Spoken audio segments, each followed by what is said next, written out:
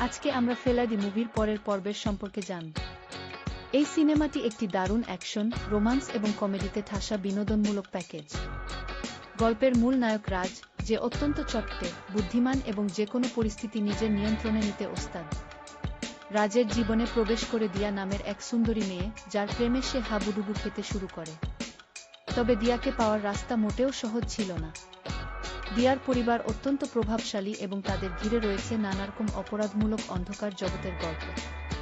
রাজকে সেই অন্ধকার জগতের কুচক্রী খলনায়কদের মুখোমুখি হতে হয় এবং নিজের বুদ্ধিমত্তাকে কাজে লাগিয়ে এক বিপজ্জনক খেলায় নামতে হয়।